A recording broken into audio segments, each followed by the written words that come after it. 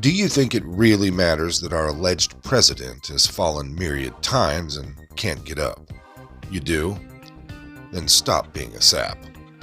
Watching President Drunken Disorderly trip all over a mystery sandbag at the Air Force Academy just reinforced what we already knew.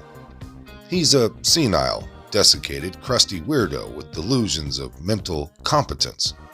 And no one really cares. At least, no one with the power to put this broken nag out to pasture. The mass of normal people might care if they really understood just how far the decay has gotten. Fortunately, we have a fearless truth-telling class of journalists who are unwilling to allow off-narrative facts to prevent them from bravely speaking truth to power. And if you believe that, you need to watch out for those sneaky sandbags because you're mentally defective too. Now, we could spend some time talking about the massive hypocrisy at play. We could scream, "Imagine if this bumbling fool was a Republican." But we don't have to imagine. We know. Donald Trump walked down a wet ramp and steadied himself. And this was a 5-alarm 25th Amendment emergency, remember? But Grandpa Rubber Ducky spills all over the place, whether on a bike or an airplane staircase or a flat surface. And it's no big deal. It's racist for you to even notice, or maybe sexist or transphobic. Well, it's something bad, really bad. But let's not get stuck on the whole hypocrisy thing. Sure, it's hypocritical. No one really cares. At least no one with any power. We hardcores don't really care anymore. We're based. We know the regime media's entire purpose is to reinforce the narrative du jour of the ruling class. Today, it's going to be that the president's ability to perform basic functions is irrelevant. Tomorrow, with another Republican, it'll be super relevant once again, only because it will be useful again. We really shouldn't even bother pointing it out to each other. We shouldn't bother highlighting the difference between how they treated Trump's personal life and how they've treated Hunter's stripper baby's granddaddy.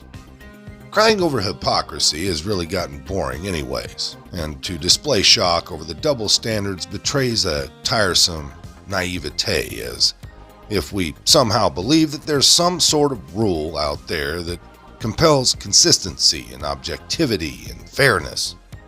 We know there's none of that. Facts and truth are irrelevant in this situation. There is only power, which means we've got to get power and use it to crush the left. They'll cry, they'll complain, they'll tell us it's against our conservative principles to fight our enemies, and our proper response is to laugh at them and to just keep crushing them. To the extent pointing out hypocrisy is useful, it only is when it comes to normal people. You know, the kind of people who don't sit on Twitter all day or even watch the news, or pretty much do anything except drink Bud Light and enjoy the corporate sports ball on ESPN. Talking about hypocrisy sometimes works on them, and it's adorable when it does. It's cute because they still believe. They have faith in our institutions. They have this childlike understanding of the world that assumes that there's some sort of referee out there who's going to apply natural rules and make it all better for us. They're actually stunned when they see the regime media lies. They're actually shocked when they see two standards applied, one to the damn communists and one to us patriots. It's kind of refreshing to see people so innocent. And it's also kind of sad to see people so dumb too. It's hard to accept that our country has changed fundamentally, as Obama promised it would, from a society where we had a pretty fair shot at the fair application of the rules to a place where the rules, well, they don't even exist at all anymore.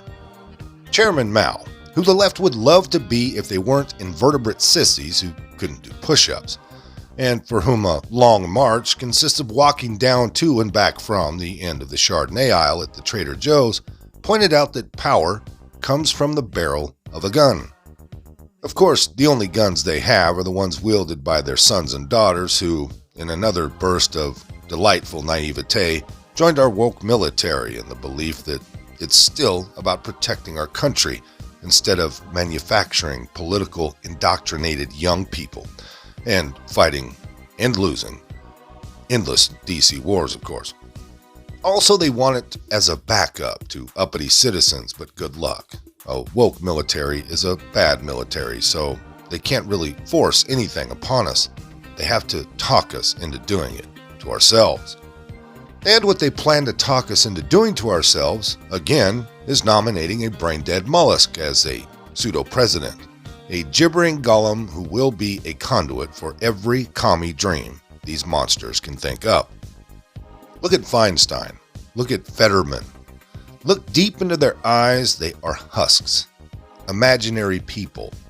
They don't exist as human beings, but solely as avatars of Marxist fantasies. And like them, no real human being named Joe Biden exists, and it's doubtful he really ever did.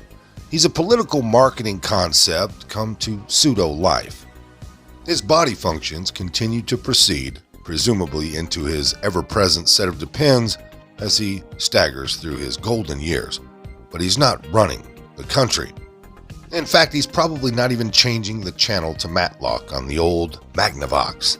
He's a puppet, and the left's left hand is all the way up to him. So when Joe Biden trips, it really means nothing to us. We're not learning anything new. We already know what he is and what he isn't.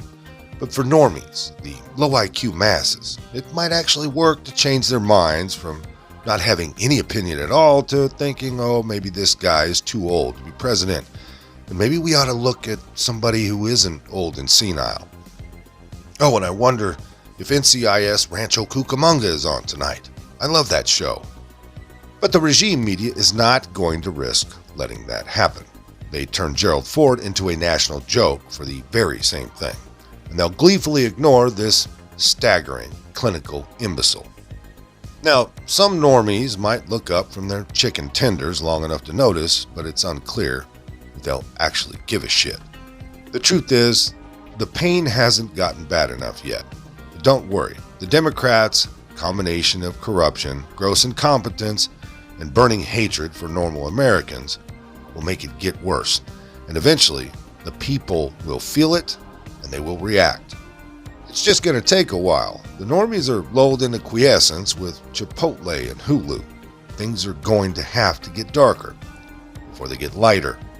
So to kind of wrap things up, if you seriously think the mere fact that this Oval Office occupant demonstrating his utter inability to perform as a president is going to make any difference in the short term, well, you would be the one who is tripping. Most of this came by way of townhall.com. If you liked it, hit that like button. Subscribe if you haven't. Leave a comment down below. There's a PayPal link in the description box, so please put $1 in the bucket on the way out the door. I'd like to thank everyone for all your donations. They're much needed and much appreciated. Now, with all that being said, we'll see you next time. Come on, move. Move. Easy, easy.